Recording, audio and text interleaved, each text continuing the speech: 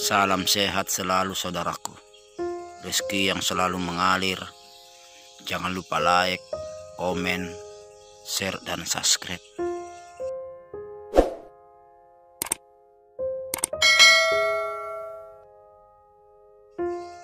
Sore menjelang malam, aku duduk di kursi yang ada di teras kos yang aku tempati saat itu. Karena rumah kos itu berlokasikan di tempat yang sangat padat, sehingga tempat aku duduk saat itu sangat dekat dengan jalan. Aku mengeluarkan HP yang ada di saku celanaku, bermaksud ingin menelpon istriku yang ada di kampung. Aku mencari nomor yang bisa aku hubungi, karena istriku tidak punya HP. Setiap aku mendapat nomor teman yang dekat rumahku di kampung dan menghubunginya, selalu tidak aktif. Beberapa kali aku scroll ke bawah dan ke atas secara bergantian, namun selalu gagal. Sekali lagi aku scroll ke bawah, imanku dalam hati sambil menyentuh layar HP aku dengan ibu jari dan menggerakkannya ke atas. Layar HP aku berhenti bergerak karena tepat berada di paling bawah. Aku menemukan nomor HP yang tidak ada namanya. Baru saja mau menelpon nomor yang tak bernama tersebut, tiba-tiba HP-ku berdering. Karena penasaran ini siapa menelponku, tanpa berpikir panjang aku langsung mengangkatnya. Oh ya, aku lupa memperkenalkan diri. Nama aku Arhan, usiaku 23 tahun dan tinggal di suatu desa terpencil di mana saat itu jaringan sangat susah sekali. Berulang-ulang aku mengucapkan halo, namun tidak ada jawaban sekalipun.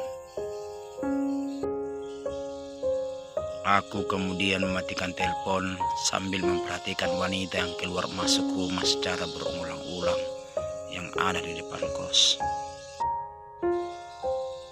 Wanita yang bila diterka usianya sekitar 35 tahun.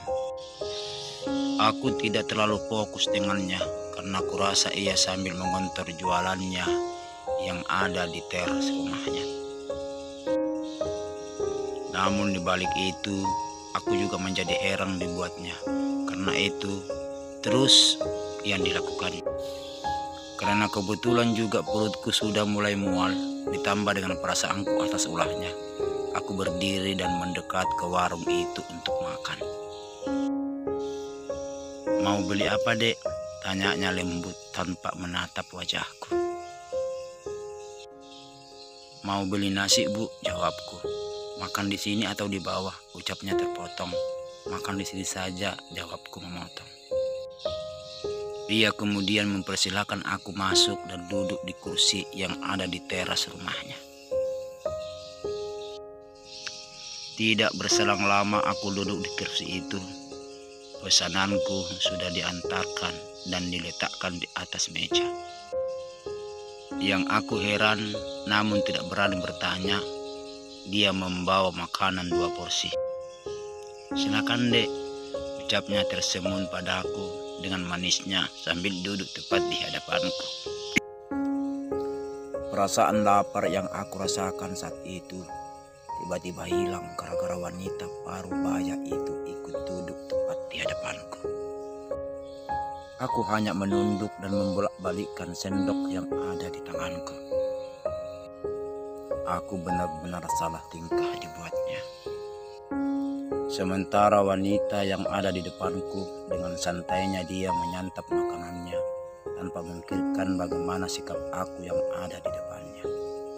Sesekali aku menatapnya, dia memperhatikanku dengan melirik tanpa mengangkat kepalanya. Kenapa tidak makan, Dek? Ayo silakan makan. Nasinya mumpung masih hangat, ucapnya kemudian. Iya, jawabku sedikit gugup. Tak berselang lama wanita itu mulai bertanya pada aku.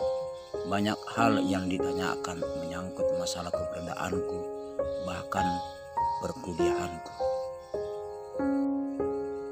Bahkan hal yang ia pertanyakan termasuk kepribadiannya yang mana dia berada di rumah yang besar sendirian karena ditinggal oleh suaminya. Kenapa ibu tinggal sendiri di rumah yang besar ini? Emangnya suami mbak kemana? Jawabku.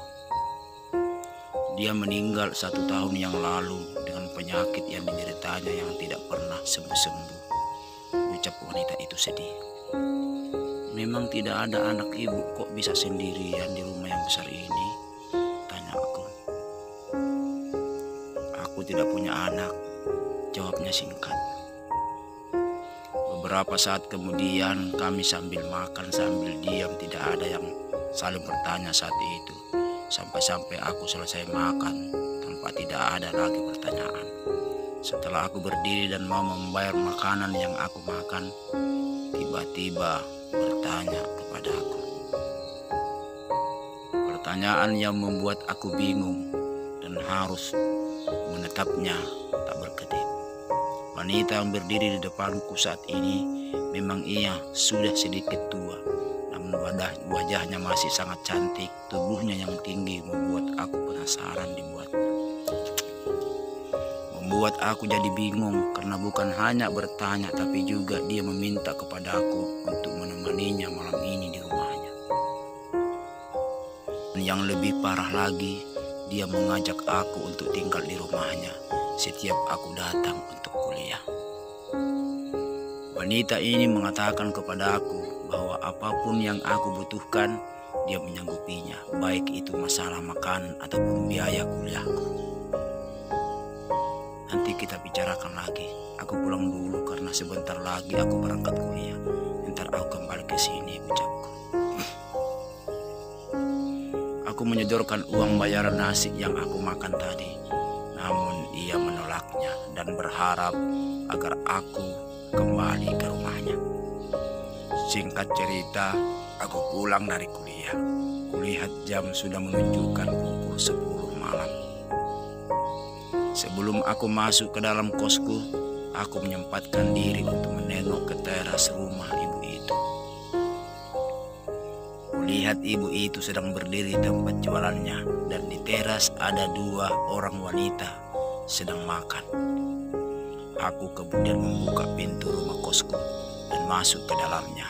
Sebelumnya aku melewati pintu, tiba-tiba ibu itu berdehem. Aku mengerti apa maksud ibu itu. Aku yakin sekali kalau dia pasti mengingatkan aku agar aku ke rumahnya nanti. Aku kembali tergesa-gesa masuk ke dalam rumah, lalu mengganti pakaian kuliah aku ke pakaian biasa. Selesai mengganti pakaianku, aku melangkah ke pintu berencana mau ke rumah itu. Namun masih ada 2 wanita di sana. Aku langsung saja keluar duduk-duduk di teras sambil menunggu wanita itu pulang. Beberapa menit kemudian, kedua wanita itu berdiri dan berjalan menuju kepada wanita penjual tersebut dan menyerahkan uang ke penjaga warung. Setelah selesai membayar, wanita itu langsung pulang dan lewat di depan teras yang aku tempati.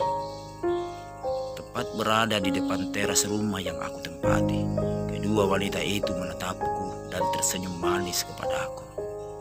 Aku membalasnya dengan senyum manis pula. Aku terus saja memandangi 2 wanita itu hingga hilang dari pandangan mata di jauhan.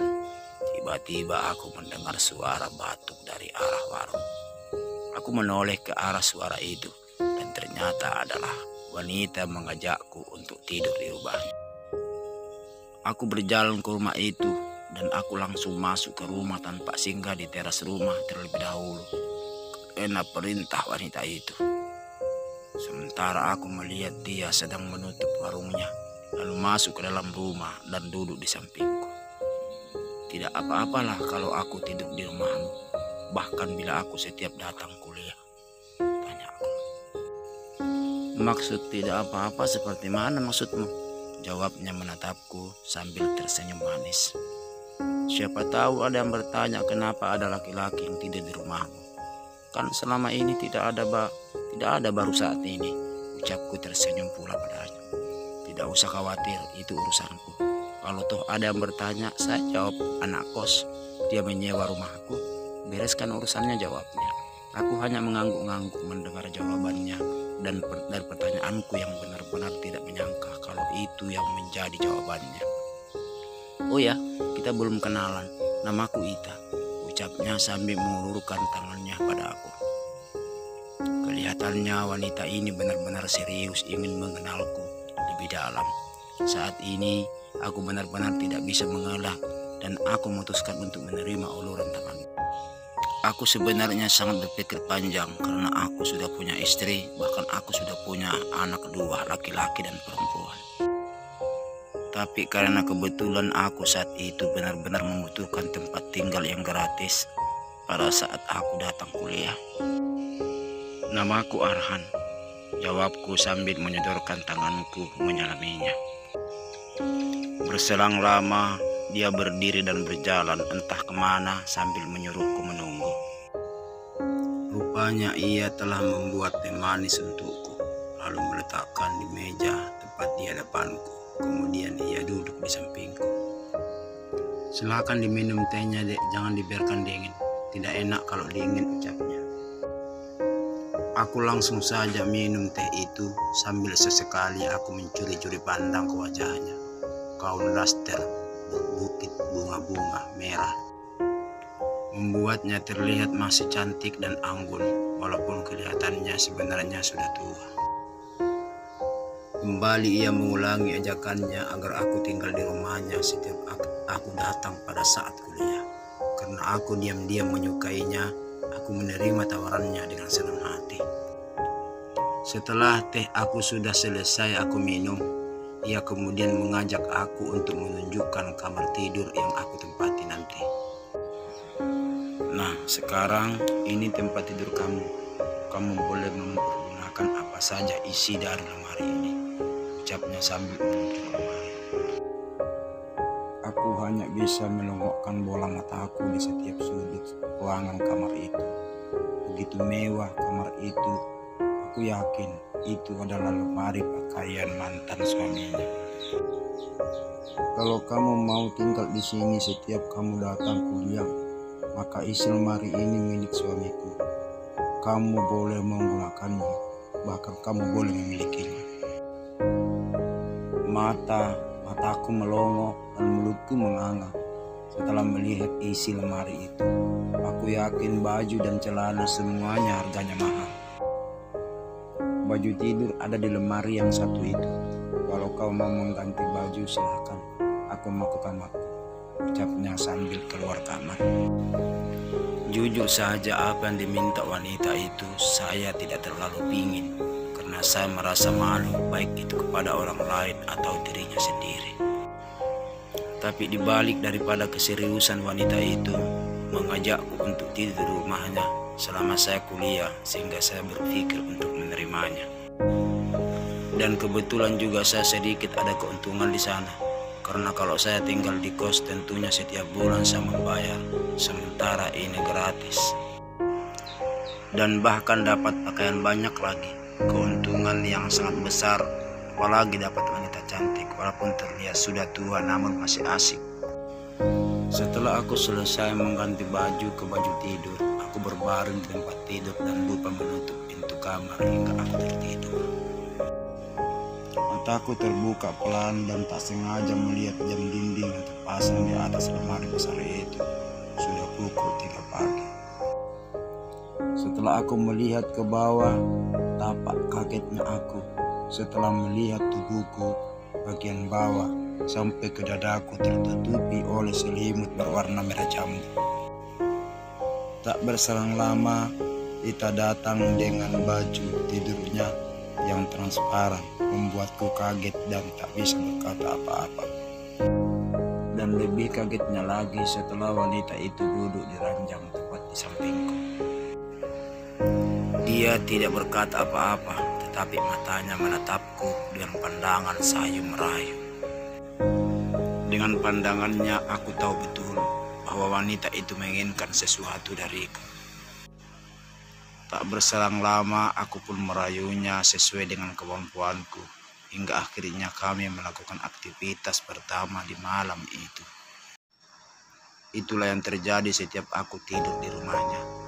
Dia berterima kasih sekali kepada aku karena aku membantunya dalam hal itu. Terima kasih Dek, karena kamu telah membuat aku bahagia yang selama ini bertahun-tahun aku tidak mendapatkannya, ucapnya sambil memelukku. Aku juga berterima kasih karena kamu telah memberiku tempat tinggal gratis selama aku datang kuliah, balasku dengan memeluk pula.